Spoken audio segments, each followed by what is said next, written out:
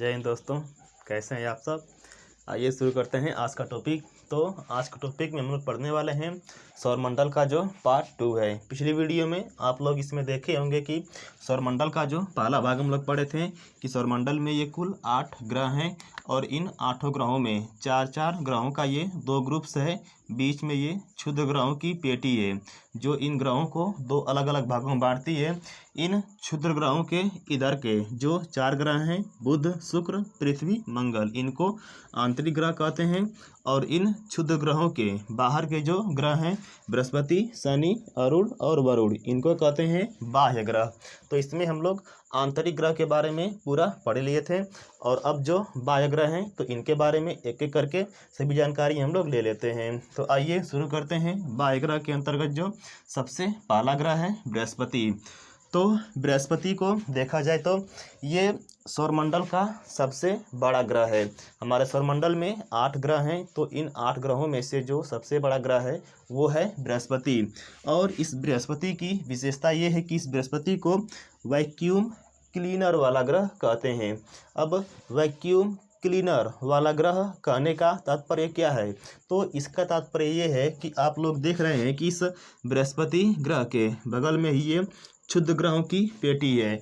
तो ये इन क्षुद्र ग्रहों को जो सूर्य है अपने गुरुत्वाकर्षण से, और इसके पास ये जो मंगल ग्रह है ये भी अपनी गुरुत्वाकर्षण से अपनी ओर आकर्षित करता है। तो मंगल के आकर्षण से ये क्षुद्र ग्रह इसकी तरफ, यानी कि मंगल और पृथ्वी या बाकी के जो अन्य ग्रह जो आंतरिक ग्रह हैं इनकी तरफ ये क्षुद्र ग्रह आकर्षित होते हैं। लेकिन इसके बगल में ये बृहस्पति ग्रह के मौजूद होने के कारण ये बृहस्पति अपनी गुरुत्वाकर्षण से इन क्षुद्र ग्रहों को अपनी ओर ये खींच के रखता है, ठीक ना। तो इन क्षुद्र ग्रहों को अपनी ओर खींच के रखने के कारण बृहस्पति को वैक्यूम क्लीनर वाला ग्रह कहते हैं। इसके बाद देखें तो बृहस्पति को तारे के समान ग्रह क्यों कहते हैं? आप लोग बता सकते हैं कि बृहस्पति को तारे के समान ग्रह क्यों कहते हैं? आप लोग सोच रहे होंगे बृहस्पति सबसे बड़ा ग्रह है तो इसीलिए इसको तारे के समान ग्रह कहते होंगे। नहीं, ये गलत होगी। तारे की परिभाषा अलग होती है। तारा किससे कहते हैं? तो जिसके पास अपनी उष्मा और अपना प्रकाश होता है उसी को तारा कहते हैं। तो बृहस्पति को देखा जाए तो बृहस्पति के अंदर भी अपनी खुद की रेडियो ऊर्जा है, ठीक ना। बृहस्पति के अंदर अपनी खुद की रेडियो ऊर्जा है। रेडियो ऊर्जा जैसे सूर्य के पास अपनी खुद की ऊर्जा है, ठीक ना, उसी प्रकार बृहस्पति के पास भी अपनी खुद की रेडियो ऊर्जा है, ठीक ना। इसीलिए बृहस्पति को तारे के समान ग्रह कहा जाता है। इसके बाद देखें तो बृहस्पति जो है अपने अक्ष पे सबसे तेज घूर्णन करता है। सभी ग्रह अपने अक्ष पे घूर्णन करते हैं जिसके कारण ग्रहों पे दिन और रात होते हैं। तो इसमें से जो बृहस्पति है ये अपने अक्ष पे सबसे तेज घूर्णन करता है। बृहस्पति अपने अक्ष पे सबसे तेज ये घूर्णन करता है पश्चिम से पूरब की तरफ। और इसका देखा जाए तो जो एक घूर्णन है बृहस्पति का, एक घूर्णन 9.5 घंटे का होता है। जैसे पृथ्वी अपने अक्ष पर एक घूर्णन 24 घंटे में पूरा कर लेती है, ठीक उसी प्रकार से जो बृहस्पति है ये अपने अक्ष पे एक घूर्णन 9.5 घंटा में पूरा कर लेता है। अगर 9.5 घंटा को लगभग में 10 घंटा मान लिया जाए तो आप ऐसा गेस करिए कि बृहस्पति पर 5 घंटे का दिन और 5 घंटे की रात होती है। वहाँ कोई जाएगा नहीं। आप लोग जो कोचिंग करते हैं 5 घंटे कोचिंग में बीत जाते हैं, यानी कि आपका पूरा दिन तो वहाँ कोचिंग में बीत जाएगा, वहाँ जाइएगा मत। तो ये जो बृहस्पति है अपने अक्ष पे सबसे तेज घूर्णन करता है। इसके बाद देखें तो बृहस्पति का जो सबसे बड़ा उपग्रह है वो है गैनीमीड। बृहस्पति का सबसे बड़ा उपग्रह गैनीमीड है। और गैनीमीड की विशेषता ये है कि इस सौरमंडल में जितने भी ग्रह हैं और जितने भी ग्रहों के पास उनके जो उपग्रह हैं उन सभी उपग्रहों में जो सबसे बड़ा उपग्रह है वो इस बृहस्पति का गैनीमीड है। तो गैनीमीड इस सौरमंडल का सबसे बड़ा ये उपग्रह है। तो ये कुछ विशेषताएं हो गई बृहस्पति ग्रह की। और अब इसके बाद देखते हैं हम लोग शनि के बारे में कि शनि की विशेषताएं क्या हैं। तो शनि का देखें तो औसत घनत्व सबसे कम है। सभी ग्रहों का अपना कुछ न कुछ घनत्व होता है, ठीक है ना।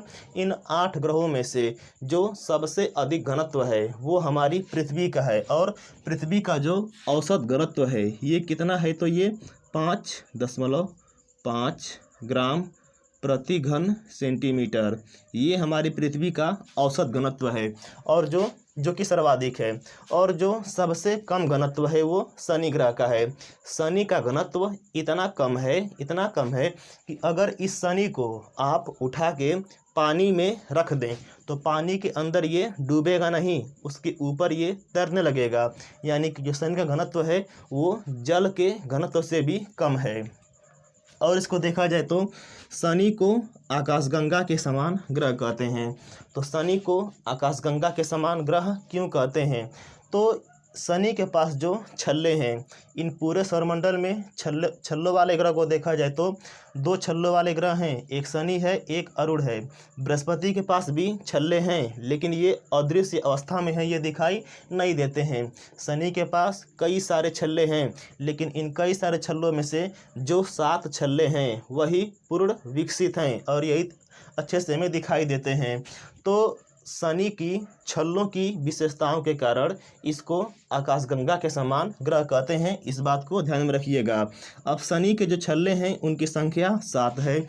7 ये पूर्ण विकसित छल्ले हैं, इसके अलावे और भी छल्ले हैं, लेकिन ये 7 पूर्ण विकसित छल्ले हैं। तो इन छल्लों को याद करना बहुत ही आसान है। इन छल्लों के नाम है ABCDEF, ठीक है ना। शनि के 7 छल्ले हैं ABCDEF, जो कि शनि के चारों तरफ ये घूमते रहते हैं। इसके बाद देखें तो सबसे बड़ा उपग्रह टाइटन, शनि का जो सबसे बड़ा उपग्रह है वो टाइटन है।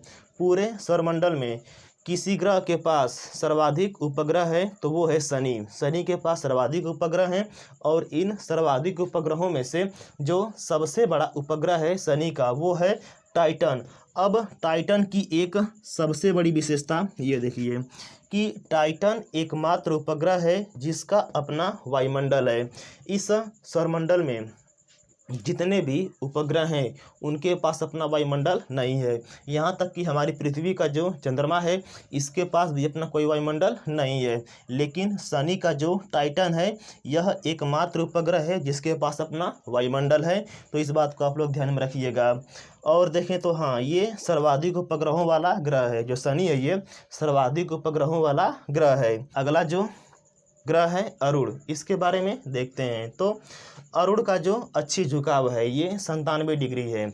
तो अरुण अपने अक्ष पे 97 डिग्री झुका है, यानी कि इसका जो अक्षीय झुकाव है ये बहुत ही अधिक है, इसीलिए अरुण को लेटा हुआ ग्रह कहते हैं। और जिस प्रकार से शनि के पास छल्ले हैं उसी प्रकार से अरुण के भी छल्ले हैं, और अरुण के जो छल्ले हैं वो हैं अल्फा, बीटा, गामा, डेल्टा और इप्सिलॉन।